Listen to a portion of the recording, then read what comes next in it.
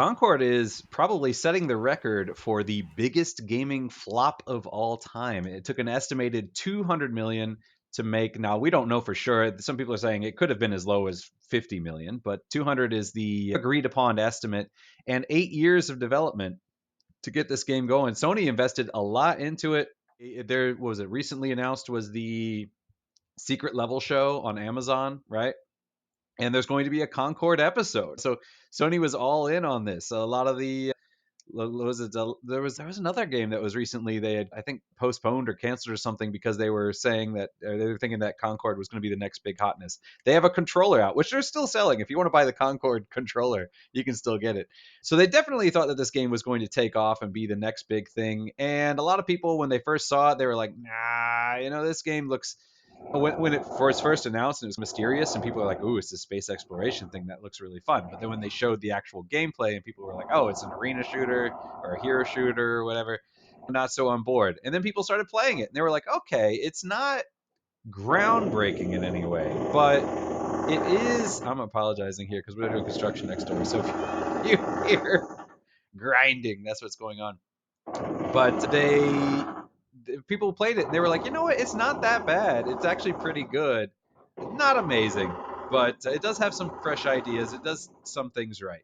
When within less than 2 weeks of its release, it is announced that this game is going to disappear forever, that it shocked a lot of people. A lot of people thought, wow, like, how quickly do you give up on a game? It's almost like UA Bowl level of bad video game movie where it's, are you trying to get the tax refund here? Is that the goal? But yeah, so it was really shocking to a lot of people.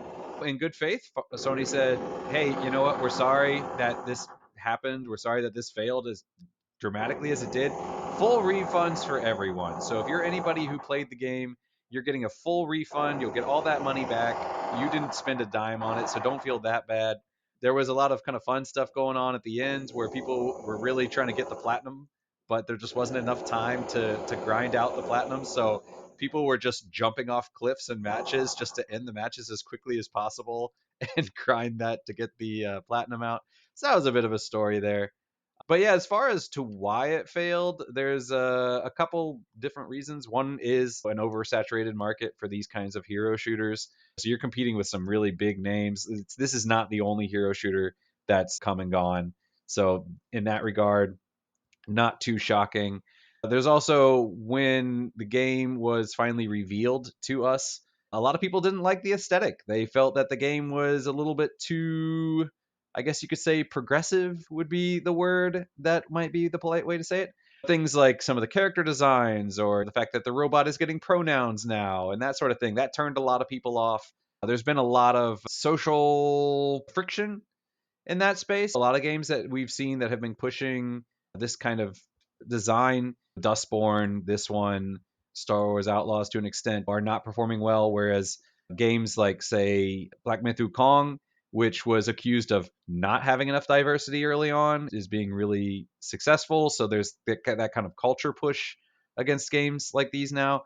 So some people are saying that was part of it. Another part of it was maybe some of the social media people did not handle it the best way.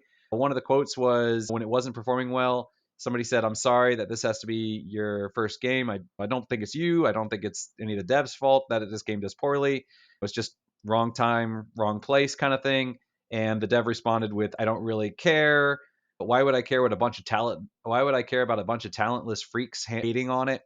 That kind of goes back to what happened with, what was it, Helldivers earlier this year, where some of the media people came out and they were bashing their fan base. And it is sad to see it go, but I have mixed feelings on it. I am sad to see a game fail like this, especially one that people were enjoying and people were saying they actually did like it.